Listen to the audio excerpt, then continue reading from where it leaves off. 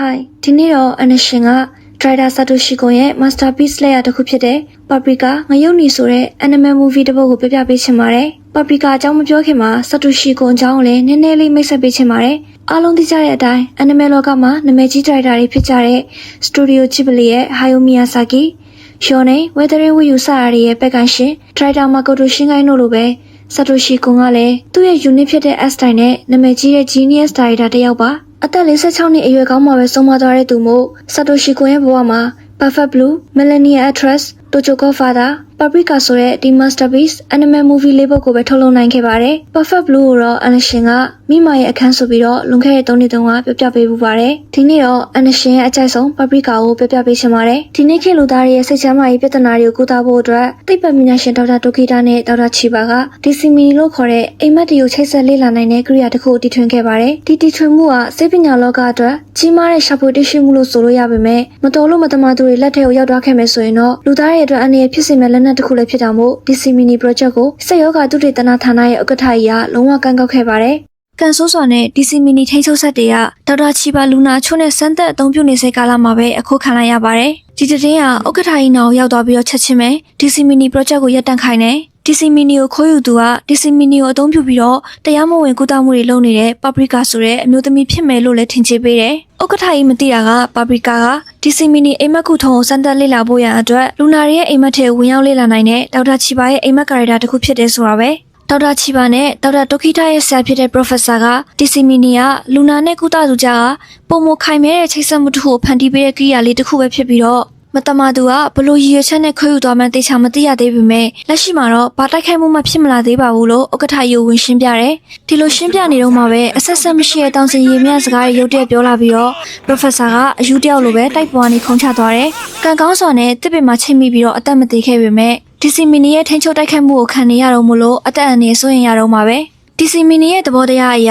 DC Mini ကိုအသုံးပြုပြီးတိုက်ခိုက်တဲ့သူဟာအိမ်မက်တွေကိုထိန်းချုပ်ဖို့အတွက်သူကိုယ်တိုင်တိုက်ခိုက်ခံရတဲ့သူရဲ့အိမ်မက်ထဲမှာပါဝင်ပတ်သက်နေရမှာဖြစ်တယ်။ဒေါက်တာချီပါတို့ Professor ရဲ့အိမ်မက်ထဲကိုလေ့လာကြည့်ကြတဲ့အခါမှာအိမ်မက်ထဲမှာ Professor အပြင်ဒေါက်တာတိုကီတာရဲ့လူယုံလက်ထောက်ဟီမူရိုကိုပါတွေ့လိုက်ရတယ်။ဟီမူရိုကိုယုံကြည်ရတဲ့လက်ထောက်တစ်ယောက်လို့ထင်ခဲ့မိတာလို့ဒေါက်တာတိုကီတာကပြောတော့ကားမောင်းနေတဲ့ဒေါက်တာမိုရီယိုကညံကောင်းလုံးနေရင်ဒီလိုနောက်ဆက်တွဲလေးတွေတော့ရှိလာနိုင်တာပဲကျွန်တော်ဆိုရင်လည်းဒေါက်တာချီပါနားမှာနေရင်ဘလောက်ပဲစူးစမ်းဒေါက်တာချီပါကိုတက်လုံးလိုက်မိမှာမဟုတ်ဘူးလို့ခံစားရတယ်။အဲ့ဒီလိုပဲဒေါက်တာတိုကီတာလိုပါရမီရှင်တယောက်ကိုဟီမူရိုကမနာလို့မဖြစ်ဘူးလို့မပြောနိုင်ဘူးလေလို့ပြောလိုက်ပါတယ်။ဒေါက်တာချီပါတို့ဟီမူရိုရဲ့တိုက်ခန်းအောင်ရောက်တော့ထူးဆန်းတာတွေတပုံတပင်တွေ့လိုက်ရတယ်။ဟီမူရိုကယောက်ျားလေးဖြစ်ပေမဲ့သူငယ်ငယ်တုန်းကတက်ပုံမှာတော့မိန်းကလေးလိုဝတ်စားထားတာကိုတွေ့ရတယ်။ဒီအခါမှာလည်းတေချာလေးကြည့်မယ်ဆိုရင်တော့လိန်တူမဂဇင်းတွေအမြောက်များရှိနေတယ်။ဒါကိုကြည့်ခြင်းအပြင်ဟီမူရိုက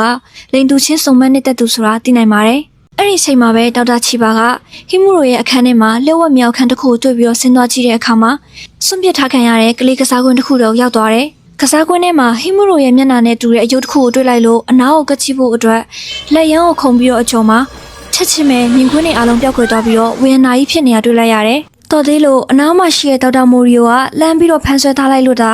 အသက်ဘေးကနေလွတ်သွားတယ်။အဖြစ်အပျက်တွေကတဖြည်းဖြည်းနဲ့ရှုပ်ထွေးလာပြီးDC Mini ကလူတွေအိမ်မောကျနေတဲ့အချိန်မှသာဝင်ရောက်ချိတ်ဆက်နိုင်တဲ့ကိရိယာဖြစ်ပေမဲ့ Professor ရောဒေါက်တာချီပါရောကတတိရှိနေတဲ့အချိန်မှကိုတိုက်ခိုက်ခံလိုက်ရတာဖြစ်တယ်။ဒါကိုကြည့်ချင်းအပြင် DC Mini ကလုံးဝကိုအနေရှိတဲ့လက်နက်အဖြစ်ပြောင်းသွားပြီလို့သိနိုင်ပါတယ်။ဒေါက်တာချီပါကအချိန်ဆွဲမနေတော့ဘဲနဲ့ဟီမူရိုထိန်းချုပ်ထားတဲ့ Professor ရဲ့အိမ်မက်ထဲကိုဝင်ပြီးတော့ Professor ကိုနိုးတယ်။ Professor ရဲ့ခန္ဓာကိုယ်ကြီးတွေကို Paprika ကတဖြည်းဖြည်းမြုပ်ဝင်သွားအောင်ဝင်ရောက်ပြလိုက်တော့ Professor ကလေထိုးပူပေါင်းကြီးလိုမျိုးနောက်ဆုံးမှာပောက်ကွဲထွက်ပြီးတော့တတိယလာတယ်။ဒီနေရာမှာဒရိုက်တာကဘာလို့ဆိုလို့ချင်လဲဆိုတာသဘောပေါက်ကြမယ်ထင်လို့အန်ရှင်အထက်မပြောတော့ပါဘူးစဉ်းစားကြည့်လို့ရမယ်ထင်ပါတယ်နောက်ရမှာပဲနောက်ထပ်ဆရာဝန်ယောက်က DC Mini တိုက်ခိုက်တာခံလိုက်ရပြီးတော့ DC Mini လေးလာရင်းနဲ့ပတ်သက်တဲ့စက်ကိရိယာတွေကိုဖျက်ဆီးပစ်လိုက်ကြတယ်။ဥက္ကဋ္ဌကြီးကဒါကိုကြားတော့ DC Mini နဲ့ပတ်သက်ပြီးတော့စုံစမ်းထောက်လှမ်းနေရမှတ်တမျှကိုဘာမှမလုပ်တော့ဘူးပိတ်ပင်ပေမဲ့ဒေါက်တာချီပါကတော့လုံးဝရပ်တန့်မှုစိတ်ကူးမရှိဘူး။ဒေါက်တာတိုကီတာဝတ်ထားတဲ့ T-shirt ကြောင့်တဲလွန်စားရသွားပြီးတော့ဟီမူရိုကိုတွေ့လိုက်ရတဲ့ကလေးကစားကွင်းကိုပြန်သွားရှာတယ်။ကစားကွင်းကိုရောက်ချင်းမှာပဲဟီမူရိုကဒေါက်တာချီပါတို့ရှေ့မှာပဲခုန်ချသွားတယ်။အသက်မသေးပေမဲ့စိုးရင်ရတဲ့အနေအထားမှာတော့ရှိတယ်။ DC Mini ကိုခိုးယူသွားတဲ့သူကဘာလို့ကိုအဆုံးစီရင်မှာလဲ။ဟီမူရိုကတကယ်ပဲ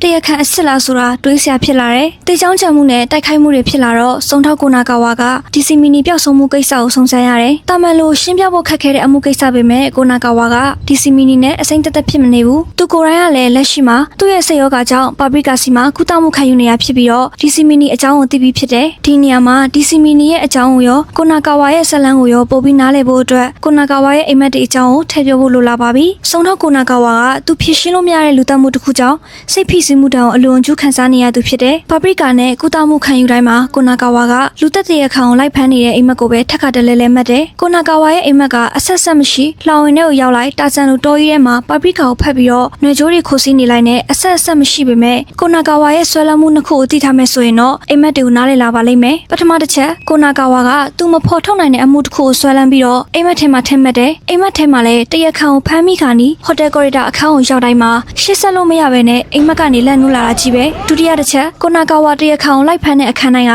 နာမည်ကြီးရုပ်ရှင်တွေအခန်းတွေဖြစ်တယ်။ပထမဆုံး The Greatest Show on Earth ကရအတိုင်းလူတက်တရက်ခန့်နောက်ကိုလိုက်ရင်းနဲ့စကတ်တစ်ခုရဲ့လောင်ချိုင်းတွေကိုရောက်သွားမယ်။ပြီးရင်1932 version 38 man စကားရအတိုင်းနှွေချိုးတွေစီးပြီးတော့မိမလာလေးကိုကဲတင်မယ်ချက်ချင်မယ် James Bond 007 Flint series တွေက From Russia with Love တွေကိုရောက်သွားပြီးတော့ရထားတွေပေါ်မှာရန်သူနဲ့တပ်ပုံမယ်ပြီးရင် Roman Holiday ထဲကမင်းသမီးလေးကသူ့ကိုလာဖမ်းတဲ့သူကိုဂီတာနဲ့ရိုက်ချတဲ့အခန်းအဲ့ဒီအခန်းမှာတပ်ပုံရိုက်ပေးတဲ့သူကတော့အိမ်မက်ပိုင်ရှင်ကိုနာကာဝါကိုရိုင်းပေါ့နောက်ဆုံးမှာတော့ကိုနာကာဝါအကြောက်ဆုံး Hotel Corridor အခန်းဒီအခန်းကိုရောက်တိုင်းမှာတရခန့်နောက်ကိုလုံးဝဆက်လိုက်လို့မရဘဲနဲ့အိမ်မက်ကပြီးဆုံးသွားတတ်တယ်ရုပ်ရှင်တွေအကြောင်းကိုအမြဲတမ်းထပ်မှတ်လို့ရုပ်ရှင်တွေကိုယူတတ်တာလားလို့ပါပရိကာကမေးတော့ကိုနာကာဝါကရုပ်ရှင်တွေကိုလုံးဝမကြည့်ပါဘူးလို့ဖြေတယ်တကယ်တော့ကိုနာကာဝါကငယ်စဉ်တုန်းကရုပ်ရှင်အိမ်မက်ရှိခဲ့တဲ့သူပါတငယ်ချင်းတစ်ယောက်နဲ့ရုပ်ရှင်တွေအတူတကွရိုက်ကူးထုတ်လို့ဖို့စူးစမ်းခဲ့ဘူးပြီးတော့နောက်ပိုင်းမှာကိုပါရမီမပါဘူးလို့သတ်မှတ်ပြီးတော့ရဲဘက်စုံစမ်းရေးအလုပ်ထဲကိုဝင်ခဲ့တာဖြစ်တယ်တငယ်ချင်းဖြစ်သူကကိုနာကာဝါရဲ့ကိုအိမ်မက်အပေါ်မှာလက်လျှော့ရဲ့လုပ်ရက်ကိုတစ္ဆာဖောက်လို့သတ်မှတ်ပြီးတော့သူတည်သွားတဲ့အချိန်အထိအခေါ်ပြောပြန်မလုပ်ခဲ့ဘူးဒါကလည်းကိုနာကာဝါရဲ့မသိစိတ်ထဲမှာစိတ်တန်ရလို့ဖြစ်ပြီးတော့အိမ်မက်တွေထဲမှာ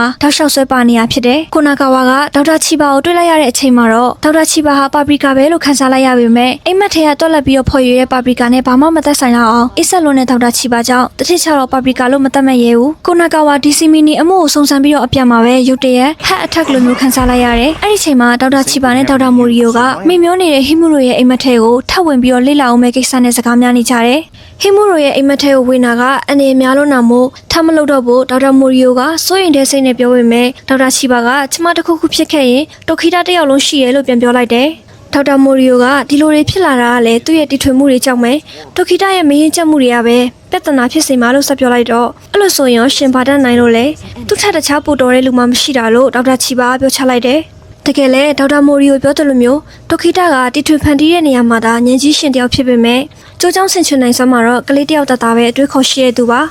သူသိရဆိုလို့အစားအသောက်ကိုအလွန်ကျူးစားမယ်သူ့ခေါင်းထဲမှာရှိတဲ့အရာကိုရအောင်တီထွင်မယ်ဒါပဲသိတယ်ဒေါက်တာချီဘာကိုယ်တိုင်လည်းတိုခီတာကအစားအသောက်တွေအလွန်ကျူးစားတိုင်းရှုံချတတ်ပေမဲ့တယောက်ယောက်ကတိုခီတာအပေါ်အပြစ်ပြောလိုက်ရင်တော့ကောက်ွယ်ပေးမိတာပါပဲအဲ့ဒီအချိန်မှာပဲစုံထောက်ကိုနာကာဝါရဲ့အရေးပေါ်အကူအညီတောင်းစာကိုရလို့ဒေါက်တာချီဘာကပါပရိကာပုံပြောင်းပြီးတော့ကိုနာကာဝါရဲ့အိမ်မက်တွေကိုဝင်ထိန်းပေးရတယ်ကိုနာကာဝါနဲ့ရုပ်ရှင်ရုံထဲမှာထိုင်ပြီးတော့ဆွေးနွေးပေးနေတော့မှပဲဘယ်မှမသိတဲ့အယုတ်တိုင်းကြီးကအိမ်မက်ထဲကိုဖောက်ဝင်လာတယ်အယုတ်တွေကြားထဲမှာတော့စရုပ်ခန္ဓာကိုယ်နဲ့တိုခီတာကိုတွေ့လိုက်ရတယ်ဒေါက်တာတိုခီတာကထိန်ခုမဲ့သူမရှိဘဲနဲ့ဟီမူရိုရဲ့အိမ်မက်ထဲကိုအတွင်းဆိုးဝင်သွားတော့အိမ်မက်တွေကအားလုံးပေါင်းဆက်ကုန်တာပဲပါပရိကာကချက်ချင်းပဲဟီမူရိုရဲ့အိမ်မက်ထဲကိုဝင်ပြီးတော့တိုခီတာကိုရှာတယ်အိမ်မက်ထဲမှာမှန်တစ်ချက်နဲ့ဖုံးထားတဲ့ဝင်ပေါက်တစ်ခုကိုတွေ့ပြီးတော့လမ်းလေးအတိုင်းဆင်းသွားကြည့်တော့ဟီမူရိုကတစ်မြစ်တစ်နွယ်တွေနဲ့ချုံနှောင်ခံထားရပြီးတော့လုံးဝမေ့မောနေအောင်တွေ့လိုက်ရတယ်ပါပရိကာကမြင့်တစ်ထက်မြင့်အောင်ပြန်ပြီးတော့တစ်မြစ်တည်းရဲ့လာရာကိုကြည့်လိုက်တော့ဥက္ကဋ္ဌကြီးဖြစ်နေတယ်လက်ဆက်သက်တော့ဥက္ကဋ္ဌကြီးကမှတကယ်နောက်ကိုရဖီလိမ့်မယ်ပါပရိကာကလည်းဥက္ကဋ္ဌကြီးလက်ကနေလွတ်အောင်ပြေးနေအိမ်မထဲကနေလန့်နိုးလာတယ်ဒေါက်တာချီဘာကချက်ချင်းပဲ Professor ကိုခေါ်ပြီးတော့ဥက္ကဋ္ဌကြီးအိမ်ကိုလိုက်သွားကြတယ်ဥက္ကဋ္ဌကြီးကအောက်ပိုင်းတင်နေလို့ဝီချဲကိုအမိပြုပြီးသွားလာနေရပေမဲ့အခုတော့ခန္ဓာကိုယ်အောက်ပိုင်းကနှွေးပင်နေအပြစ်နဲ့လွတ်လွတ်လပ်လပ်လှုပ်ရှားလို့ရနေတယ်ချက်ချင်းပဲဒေါက်တာချီဘာကပါပရိကာအဖြစ်ပြောင်းသွားပြီးတော့ဘေးနာက Professor ကလည်းဒေါက်တာမိုရီယိုဖြစ်နေတယ်တကယ်တော့ဗီလိန်ကဥက္ကဋ္ဌကြီးနဲ့ဒေါက်တာမိုရီယိုပဲဟီမူရိုကအတုံးချခံလိုက်ရတဲ့သူတတ်ပဲဒေါက်တာမိုရီယိုကလိန်တူစိတ်ဝင်စားတဲ့ဟီမူရိုကိုလိန်လေဖျားယောင်းပြီးတော့ဒီစီမီနီကိုခိုးယူပြီးတော့အတုံးချလိုက်တာဖြစ်တယ်ဒေါက်တာမိုရီယိုရဲ့အကြံကတော့သူတိတ်ချရတဲ့မိန်းမဒေါက်တာချီဘာကိုအပိုင်သိမ်းနိုင်ဖို့ဥက္ကဋ္ဌရဲ့အကြံကတော့အဆုံးအစမရှိအုပ်ချုပ်နိုင်တဲ့ကဘာကိုဖန်တီးပြီးတော့ကဘာကြီးကိုစိုးမိုးဖို့ပဲပါပရိကာကလက်စားခံလိုက်ရမှန်းချက်ချင်းသိလိုက်တယ်တကယ်တော့ ခုနကနိုးသွားတာကတကယ်မဟုတ်ပဲနဲ့အိမ်မက်ထဲကနောက်ထပ်အိမ်မက်တစ်ခုပဲဖြစ်တယ်ဒီလိုနဲ့ဥက္ကဋ္ဌကြီးနဲ့ဒေါက်တာမိုရီယိုလက်ကနေလွတ်အောင်လို့ပုံစံမျိုးစုံပြောင်းပြီးပြေးရတယ်တစ်ဖက်မှာလည်း professor ကဒေါက်တာချီပါကိုအတင်းနိုးနေပေမဲ့အိမ်မက်ကနှစ်ဆင့်ဖြစ်နေပြီမို့လို့လုံးဝနိုးမလာဘူးနောက်ဆုံးမှာတော့ပါပရီကာကမိုရီယိုရဲ့လက်ထဲမှာဖမ်းခံလိုက်ရပြီးတော့အရေးခွန်ဆုတ်ခွာခံလိုက်ရတယ်ဒေါက်တာမိုရီယိုရဲ့လက်ထဲမှာမိမျောနေတဲ့ဒေါက်တာချီပါပါလာတယ်မိုရီယိုတိတ်ချရတယ်လို့တိတ်မုံရတဲ့မာနခေါင်ခိုင်းနေတဲ့မိန်းမအဲ့ဒီအချိန်မှာပဲမိုရီယိုရဲ့ခန္ဓာကိုယ်ကနေဥက္ကဋ္ဌကြီးထွက်လာတယ်သူ့ကိုတော့မလုပ်ပါနဲ့လို့ဒေါက်တာမိုရီယိုကတားပေမဲ့ဥက္ကဋ္ဌကြီးကတိတ်အနေများတဲ့မိန်းမလို့ပြောပြီးတော့အပြက်ရှင်းဖို့လုပ်တယ်ခန္ဓာကိုယ်တစ်ခုကိုစိတ်နှစ်ခုဟာသူ့ထံကထိန်းချုပ်ရင်းနဲ့ပရိပခတွေဖြစ်နေချိန်မှာပဲအိမ်မက်တွေပေါင်းစည်းသွားတာကြောင့်မလို့ဒါတွေအားလုံးကိုရုပ်ရှင်ပိတ်ကားပေါ်ကနေမြင်နေရတဲ့ဆုံထောက်ကိုနာကာဝါကအတင်းမဲ့ဒေါက်တာချီပါရဲ့အိမ်မက်ထဲကိုဝင်လာပြီးတော့ဒေါက်တာချီပါကိုကဲတယ်ပြီးတာနဲ့သူ့အိမ်မက်ထဲကိုပြန်ထွက်ပြေးတယ်မိုရီယိုကလည်းကိုနာကာဝါရဲ့အိမ်မက်ထဲထိလိုက်ပြီးတော့တိုက်ခိုက်တယ်ကိုနာကာဝါအကြောက်ဆုံးဟိုတယ်ကိုရီတာအခန်းကိုရောက်တော့မင်းပါလုံနိုင်သေးလဲဆိုပြီးတော့မိုရီယိုပြောလိုက်ပေမဲ့ကိုနာကာဝါကအန်ကိုတင်းတင်းချိတ်ပြီးတော့မိုရီယိုကိုပစ်ချလိုက်တယ်ဖီလင်ကိုအောင်နိုင်ပြီးတော့မိမလလေးကိုကဲတင်လိုက်နိုင်တဲ့အောင်မွေးခံဆက်သိမ်းပေါ်ကိုနာကာဝါလည်းလက်ထဲကမိမလလေးချီပါအောင်နမ်းလိုက်တော့ဒေါက်တာချီပါလက်နိုးလာတယ်တစ်ဖက်မှာလည်းဥက္ကဋ္ဌကြီးဟာဒီစီမီနီကိုတယောက်တည်းမထိန်ချုပ်နိုင်တော့တဲ့အတွက်လက်တွေ့ကဘာကအိမ်မက်ကဘာတွေကိုပြိုကျသွားပြီးတော့အထင်းကိုမရှိပေါင်းဆက်သွားတယ်မြို့ထဲမှာလည်းလူတွေကအကုန်ယူသွကုန်တို့လိုဝယုံသုံးကားတွေစဖြစ်လာတယ်အလွန်အကျွံအလုံးလုံးနေရတဲ့ကုမ္ပဏီဝန်ထမ်းတွေကတိုက်ပေါ်ကနေခုန်ချသွားကြတယ်အလားအပနဲ့ငွေအသက်ပြောင်မမောတဲ့အထက်တန်းကျောင်းသူလေးတွေကအဆက်တရားကိုမသိတော့ဘဲနဲ့ကင်မရာတစ်ဖက်ဖက်အောက်မှာစကတ်ကိုလန်ပေးကြတယ်ဘာသာတရားကိုင်းရှိုက်ကြတဲ့မြို့နယ်လူထုကလည်းတကယ်တော့သူတို့ကိုးကွယ်တာကစီးစိမ်ဥစ္စာပေါ်များစေမဲ့အဆောင်ရောင်တွေကိုပဲလူသားတွေရဲ့တရုံမှန်ကအိမ်မက်ထဲမှာတော့ဖုံးလို့ဖိလို့မရအောင်ပေါ်ချလာတယ်အဲ့ဒီချိန်မှာပဲဒေါက်တာချီပါတို့ကိုအေယမဂျပန်အယုံမရလိုက်တိုက်ခိုက်နေတော့မှပဲဒုခိတရောက်လာပြီးတော့အယုံမကိုနှိမ်နှင်းပစ်လိုက်တယ်ဥက္ကဋ္ဌကြီးကလူတွေရဲ့အိမ်မက်တွေကိုစားသုံးပြီးတော့အေယမအကောင်ကြီးဖြစ်လာတယ်အားလုံးကိုမီးလောင်တိုက်တွန်းပြဖို့ကြံနေတဲ့ဥက္ကဋ္ဌကြီးကိုကြည့်ပြီးတော့ပါပရီကာကသဘောတရားတစ်ခုကိုနားလည်သွားတယ်အလင်းနဲ့အမောင်လက်တွေ့နဲ့အိမ်မက်ယောက်ျားနဲ့မိန်းမပါပရီကာကဒေါက်တာချီပါရဲ့ခန္ဓာကိုယ်ထဲဝင်ပြီးတော့ပေါင်းဆက်လိုက်တော့မွေးကိစ္စကလေးမလေးတယောက်ဖြစ်သွားတယ်ပါပရီကာကလည်းအိမ်မက်တွေကိုအကုန်စားသုံးပစ်လိုက်ပြီးတော့နောက်ဆုံးမှာဥက္ကဋ္ဌကြီးကိုပါဝါမြင့်ပစ်လိုက်တယ်ချက်ချင်းမဲ့မျိုးကြီးဟာမောင်မဲနေတဲ့တိမ်တိုက်တွေကင်းစင်သွားပြီးတော့လူတွေကလည်းအိမ်မက်ကနေနိုးထပြီးတော့ပုံမှန်ပြန်ဖြစ်သွားကြတယ်ဒီကိစ္စကြီးအပြီးမှာတော့ကိုနာကာဝါကလည်းဒေါက်တာချီပါကိုကတင်ခဲ့တော့ကသူ့ရဲ့စိတ်တန်ရာကိုကြော်လွှားပြီးတော့ဇလန်းကိုအဆုံးသတ်ထိရအောင်ဖျက်ဆီးနိုင်ခဲ့တာမို့စိတ်ဖိစီးမှုတွေလည်းတက်တာသွားပြီးတော့လူသက်တရက်ခံကိုဖော်ထုတ်နိုင်ခဲ့တယ်ဒေါက်တာချီပါနဲ့ဒိုခိတာတို့မင်္ဂလာဆောင်တော့မယ်ဆိုတဲ့သတင်းကိုလည်းကြားရပြီးတော့မင်္ဂလာဆောင်ဖိတ်စာနဲ့အတူရုပ်ရှင်လက်မှတ်လေးတစ်စောင်မှပါလာတယ်ကိုနာကာဝါကဒီနေ့ညတော့ရုပ်ရှင်တော်ကြီးဖြစ်တော့မှာဖြစ်ပါတယ်ဇလန်းလေးကဒီနေရာမှာပဲအဆုံးသတ်သွားပါတယ်ထုံးစံအတိုင်းပဲအနရှင်ကတော့